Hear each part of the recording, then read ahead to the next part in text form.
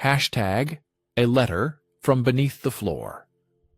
A soldier's secret, hidden for 80 years. On the 23rd of September, 2019, Mikhail Karpov, a 42-year-old real estate agent from Voronezh, climbed into the attic of his late grandmother's old house. The house was being prepared for sale, and the junk that had accumulated there since the post-war years needed to be cleared out. He expected to find old magazines, broken furniture, perhaps a couple of Soviet tea sets. But instead, his foot broke through a rotten floorboard. Cursing and trying to pull his foot free, Mikhail felt something hard, metallic, cold even through the layer of dust and debris. It was a tin box the size of a shoe box, so rusted that the lock crumbled at the first touch. Inside lay yellowed sheets of paper, covered in small, hurried handwriting. A photograph of a young woman holding a child, and a military ID in the name of Nikolai Petrovich Karpov, Mikhail's grandfather, who had died in 1944 during the liberation of Belarus. Mikhail began reading the first letter and felt his breath catch, because this letter was dated the 12th of June, 1944. 3 days before his grandfather's official date of death, and it was not addressed to Mikhail's grandmother. It was addressed to someone named Hannah. To understand the magnitude of what Mikhail had discovered, we must go back 80 years.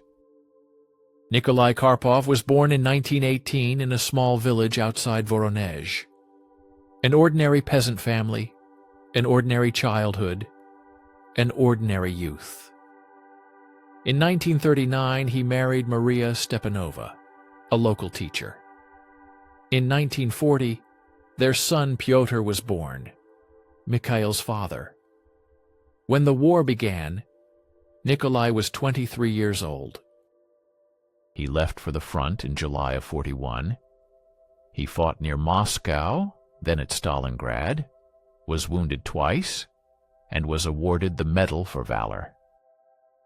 The family archive held his letters home, brief, restrained, full of concern for his wife and young son. The last letter was dated May of 44. The death notification arrived in July of that same year. Private Karpov had died on the 15th of June, 1944, while carrying out a combat mission in the Belarusian Policy region. Buried in a mass grave, a standard tragic story shared by millions of Soviet families. But the letters from the tin box told an entirely different story. Mikhail spent the entire night poring over these letters. There were 11 of them, all addressed to Hannah, all written between March and June of 44. And all of them turned everything the family knew about Nikolai Karpov upside down. The first letter began like this: "My dear Hannah, I am writing to you from the forest, 2 versts from your hideout. Today I brought flour and salt, as I promised. I left them under the large stone by the stream. Is Sarah walking yet? Keep her away from the dampness. The dugout is too damp for a small child. I will find a way to get warm clothing. Hold on. It will all be over soon. Your N." Mikhail read these lines 3 times. Hannah, Sarah, a hideout, an underground dugout. His grandfather, a simple Russian peasant, a Red Army soldier, had secretly helped someone hide in the Belarusian forests. A woman with a small child, risking his life, risking everything, Who was this Hannah? The answer came in the third letter. Hannah, I understand your fear. I understand why you don't trust anyone in uniform. After everything your family went through in Pinsk, after what they did to your parents and brothers, you have every right to hate the whole world. But I swear to you, as long as I live, no one will touch you or Sarah. You trust me. I can see it. Otherwise, you wouldn't have taken the bread that first time. Pinsk. Mikhail opened his laptop and began searching for information. Pinsk, a city in southern Belarus. Before the war, a large Jewish community had lived there, about 20,000 people. In August of 41, the Germans entered the city. By November of 42, the Jewish population of Pinsk had been completely annihilated, shot in ravines outside the city. 20,000 people. Hannah was Jewish. She had somehow miraculously survived, and Nikolai Karpov had hidden her in the forests of Polessia. For the next several weeks, Mikhail lived as if in a fog. He took leave from work, postponed the sale of his grandmother's house, and immersed himself in research. First, he tried to find mentions of a hideout or dugout in official military documents. He studied maps of combat operations in Polessia in the spring and summer of 44.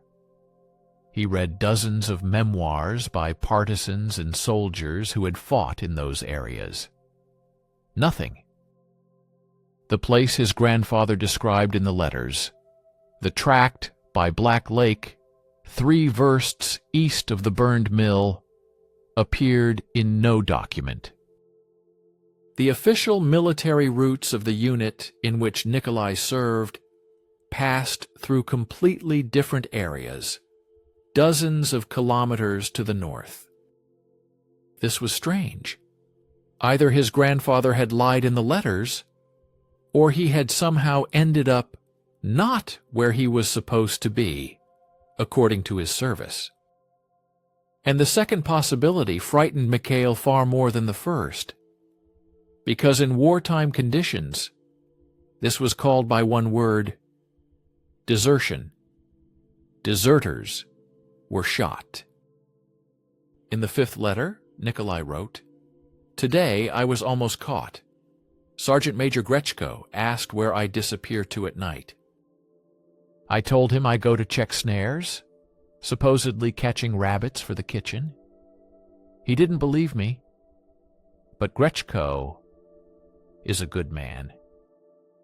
He turned away and pretended to believe. "I know this can't go on forever. Sooner or later someone will inform. Or I'll get caught. But every day that you and Sarah are alive, that's a victory. My personal victory in this cursed war."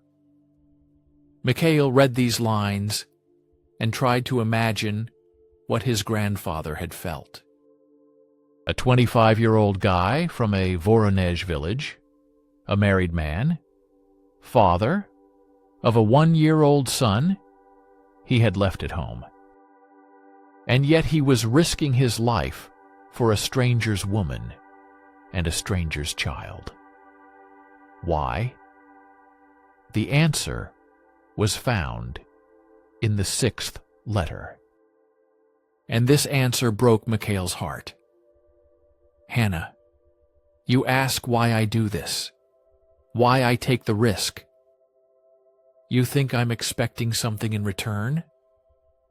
I see it in your eyes when you look at me with suspicion. I'll tell you the truth, because you deserve the truth. When I found you in that ravine 3 months ago, half dead from hunger with Sarah in your arms, I saw my Maria. I saw my Petya.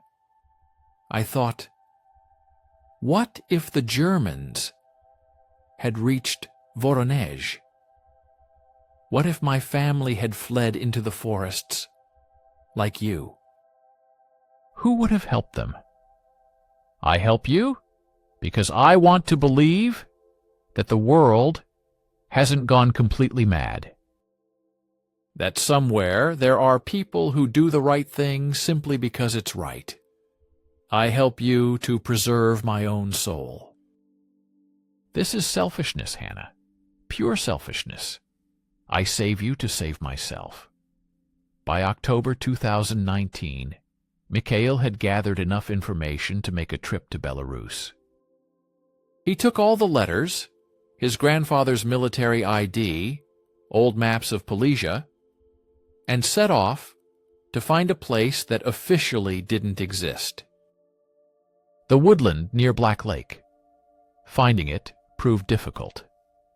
Names had changed, forests had been cut down, villages had disappeared. But Mikhail was stubborn. He questioned local elders, studied pre-war maps in district archives, wandered through swampy forests. On the fourth day of searching, 86-year-old Ivan Fyodorovich Kozlov, living in the village of Malya Liadi, told him, "Black Lake? That's Mosquito Swamp now. The lake got overgrown long ago back under Khrushchev, and the mill burned down in '43. The Germans torched it." I was just a boy, I remember. The old man fell silent, worked his lips, and added, "What are you looking for anyway, son?" "There's nothing there, just mosquitoes and swamp muck." Mikhail showed him the photograph of Nikolai from the military ID. Ivan Fyodorovich stared at the picture for a long time. Then he went pale. "Lord Jesus, it's him. The ghost soldier." Ivan Fyodorovich told Mikhail a story he had heard from his father. In the spring of '44, a strange soldier appeared in the surrounding forests. He came at night, brought food, and vanished before dawn. The locals thought he was a partisan, though he wore a Red Army uniform. No one knew who he was helping. No one dared to ask. One night, it was mid-June, gunfire erupted in the forest. A German patrol had stumbled upon something in the thicket. There were explosions, screams. By morning, everything had gone quiet. Later, the locals found a soldier's body by the swamp with 3 bullet wounds. He had no documents. His face was beaten beyond recognition. They buried him at the forest's edge, without a cross or marker. Partisan or not, who could tell? Those were the times. "And the woman?" Mikhail asked, barely containing his emotion. "The child?" The dugout? Ivan Fyodorovich shook his head. "Don't know about that. My father said the soldier was protecting someone." But who? No one saw. After the war, they found several hideouts in those parts. Empty. Either the people left or died, or the Germans caught them. War, son. War hid everything. Mikhail returned to Voronezh with a sense of incompleteness. He had found the place, found a witness. But the main question remained unanswered. What happened to Hannah and Sarah? The last 11th letter was dated June 12, 1944, 3 days before Nikolai's death, and it was the longest. Hannah, tomorrow the offensive begins. Our unit is moving north. I won't be able to come to you anymore. I don't know for how many days, maybe weeks. I've made arrangements with Grechko. He knows about you. Yes, I told him. Don't be angry with me. He's a good man. He left a sister with children back in Odessa. He understands. Grechko promised to look after you while I'm gone. He'll leave food under the stone by the stream. If something happens to me, go to him. His name is Stepan Grechko. He's from Kherson. Remember this name. Hannah, I must tell you something important. These 3 months have been the hardest, and at the same time the most meaningful in my life. I was doing something real. Not just shooting on command, not just following orders. I was saving living people. You and Sarah. If I die, I want you to know, it was not in vain. Every piece of bread I brought you, every night I spent on watch near your hideout, every risk I took, not in vain. When the war ends, and it will end, I believe, find my family, Maria and Petya. They're in the village of Sosnovka, Voronezh region. Tell them about me. Tell them I was not just a soldier. That I was a human being. And one more thing. I love you, Hannah. Not the way I love Maria. Differently. I love you as a person who showed me that even in hell one can preserve dignity. You lost your entire family, witnessed death, lived like an animal in the forest, and yet every day you braid Sarah's hair and sing her songs. You didn't give up. I will love you until my last breath. Your Nikolai. Mikhail sat over this letter and wept. He wept for the first time in many years. He wept for his grandfather, whom he had never known. For Hannah and Sarah, whose fate remained unknown. For Sergeant Grechko, who risked everything for strangers. For the millions of such stories that were never told. But he wasn't going to give up. In November 2019, Mikhail began searching for information about Stepan Grechko from Kherson. It was like looking for a needle in a haystack. How many Stepan Grechkos could there have been in the Soviet Union? Thousands. But military archives work slowly, yet they work.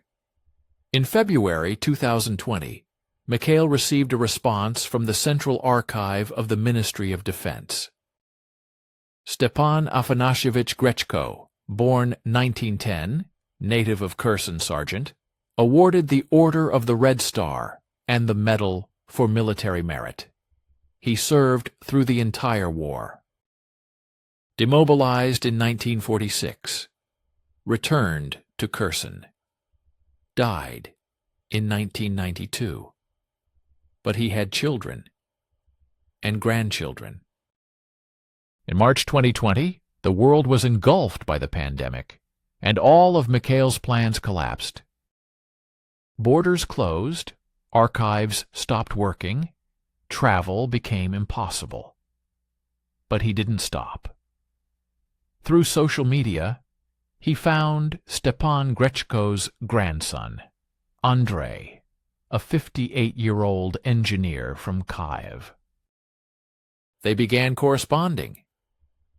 Andrei knew the family legend about how his grandfather had helped some refugees in the Belarusian forests during the war.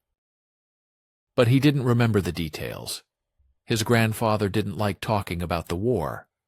However, the family archive contained grandfather's notebooks. Andrei promised to look through them. 2 weeks later, he sent Mikhail a photograph of a page from the notebook. The entry was dated August 1944. H. and S.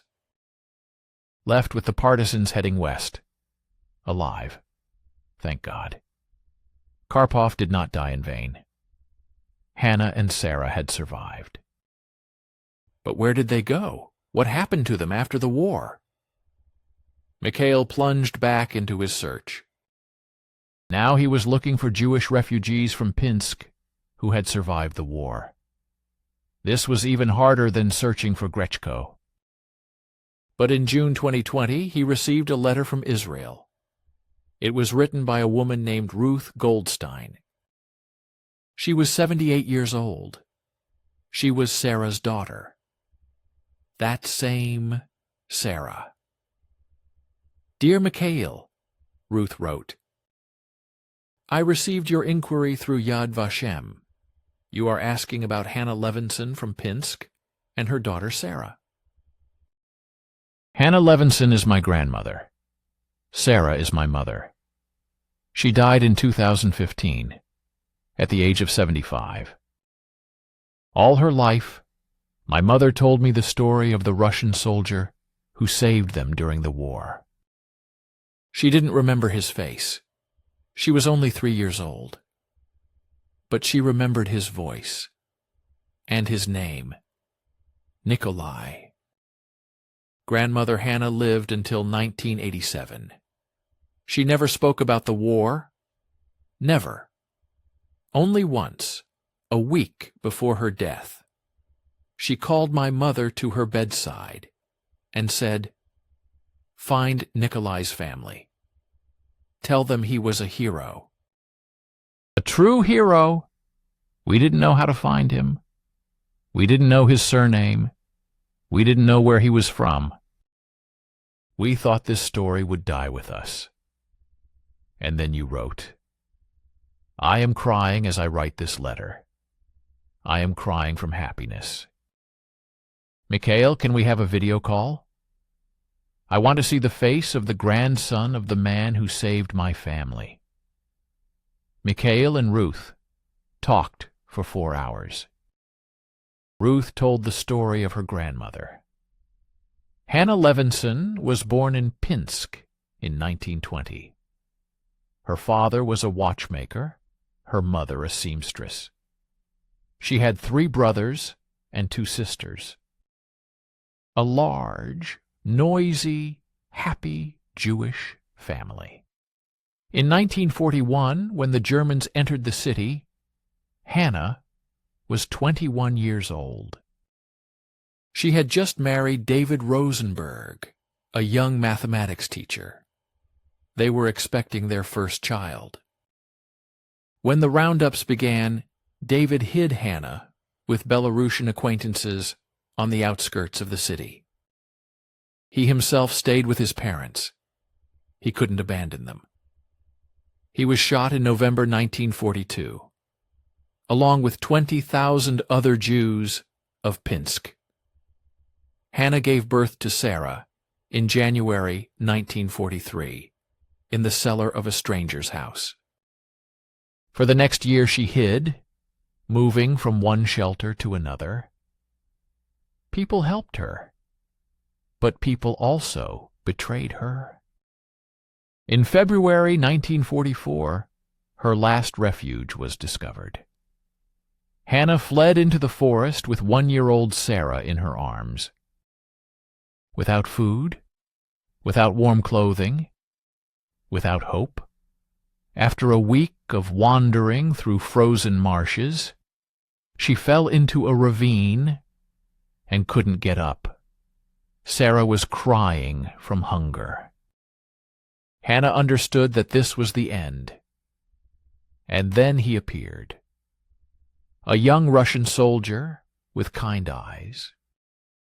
He lifted her in his arms, carried her to some dugout, wrapped her in blankets, fed her bread and warm soup. He came every night. Brought food, medicine, warm clothes for Sarah. He risked his life for an unknown Jewish woman and her child. 3 months. And then he went on the offensive and never returned. Ruth sent Mikhail a photograph. It showed an elderly woman with gray hair and a kind face. Hannah Levinson in 1985, 2 years before her death. On the back of the photograph, in Hannah's handwriting, was written, "To Nikolai, my angel, I remember." I will always remember. In September 2021, when the pandemic had subsided somewhat, Mikhail flew to Israel. Ruth met him at Ben Gurion Airport. They embraced and stood for a long time without saying a word. Strangers connected by a story from 80 years ago. Ruth took Mikhail to the cemetery, where Hannah and Sarah are buried. The graves were simple, with white stones and inscriptions in Hebrew. Mikhail placed a photograph of his grandfather on Hannah's grave, the same one from the military ID. "He found you," he whispered. "After 80 years, but he found you." This story could have ended here. A beautiful finale. Tears, embraces, reconciliation with the past. But life is more complex than any script. When Mikhail returned home, he had to tell everything to his family. To his father Pyotr, that same Petya, for whom Nikolai Karpov had gone to the front. Pyotr Nikolaevich was 81 years old. All his life he had considered his father a simple soldier who died for his homeland. A hero, but the same kind of hero as millions of others. Nothing special. Just a man who did his duty. And suddenly it turned out that his father was something more.